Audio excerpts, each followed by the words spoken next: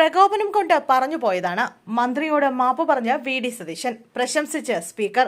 നിയമസഭയിലെ വിലക്കയറ്റ ചർച്ചയ്ക്കിടെ ഭക്ഷ്യമന്ത്രി ജി.ആർ. അനിലിനെതിരെ നടത്തിയ പച്ചക്കള്ളം പറയുന്നു എന്ന പരാമർശം പ്രതിപക്ഷ നേതാവ് വി.ഡി. സതീശൻ പിൻവലിച്ചു.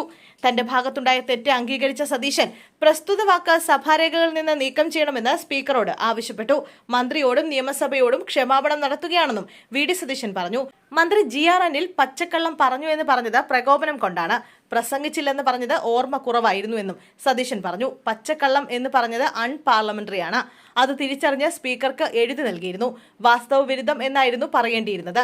സഭാരേഖകളിൽ നിന്ന് പച്ചക്കള്ളം എന്ന പ്രയോഗം ഒഴിവാക്കണമെന്നും പ്രതിപക്ഷ നേതാവ് വി.ഡി. സതീശൻ ആവശ്യപ്പെട്ടിട്ടുണ്ട്. വിലക്കയറ്റവുമായി ബന്ധപ്പെട്ട അടിയന്തര പ്രമേയ ചർച്ചയ്ക്ക് മറുപടി പറവേ വി.ഡി. സതീശൻ പറവൂരിലെ ഓണച്ചന്ത ഉദ്ഘാടനം ചെയ്തുകൊണ്ട് സർക്കാരിനെ പ്രകീർത്തിച്ചുവെന്ന് മന്ത്രി ജി.ആർ. അനിൽ സഭയിൽ പറഞ്ഞിരുന്നു.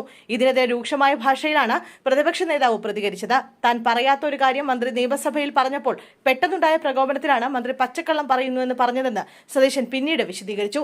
താൻ സപ്ലൈകോയുടെ പ്രസക്തിയെക്കുറിച്ചാണ് സംസാരിച്ചത്. സർക്കാരിനെ പുകഴ്ത്തിയിട്ടില്ലെന്നും സതീശൻ പറഞ്ഞു. വി.ഡി. സതീശന്റെ പരാമർശത്തിന് പിന്നാലെ സഭയിലെ മുതിർന്ന അംഗമായ മാത്തൂട്ടി തോമസ് പച്ചക്കള്ളം പറയുന്നു എന്ന പ്രയോഗം പാർലമെന്ററി ചട്ടങ്ങൾക്ക് വിരുദ്ധമാണെന്ന് ചൂണ്ടിക്കാണിച്ചു. വാസ്തവവിരുദ്ധം എന്നാണ് ശരിയായ പ്രയോഗമെന്നും മാത്തൂട്ടി തോമസ് വ്യക്തമാക്കി. തുടർന്നാണ് പ്രതിപക്ഷ നേതാവ് പരാമർശം പിൻവലിച്ചത്. 24 വർഷമായി സഭയിലുണ്ട്. ഇതുവരെ തന്റെ ഒരു വാക്കും സഭാരേഖകളിൽ നിന്ന് നീക്കം ചെയ്തിട്ടില്ല. തന്റെ ഒരു വാക്ക് ഇനി വരുന്ന തലമുറയ്ക്ക് വിഷമമുണ്ടാക്കരുത്. തന്റെ ഭാഗത്ത് തെറ്റുണ്ടായി, ആ വാക്ക് പിൻവലിക്കുന്നു എന്ന് പറഞ്ഞുകൊണ്ടാണ് പ്രതിപക്ഷ നേതാവ് ക്ഷമാപണം നടത്തിയത്. അതേസമയം പ്രതിപക്ഷ നേതാവിന്റെ നടപടിയെ സ്പീക്കർ എൻ ഷംസീർ പ്രശംസിച്ചു. പ്രതിപക്ഷ നേതാവ് പരാമർശം തിരുത്തിയത് അനുകരണീയമായ മാതൃകയാണ്. എല്ലാവരും പിന്തുടരേണ്ടതാണ്. പ്രകോപിതരായി പറഞ്ഞു പോകുന്നതിൽ തെറ്റ് കണ്ടാൽ തിരുത്തുന്നത് അനുകരണീയമായ മാതൃകയാണെന്നും സ്പീക്കർ പറഞ്ഞു.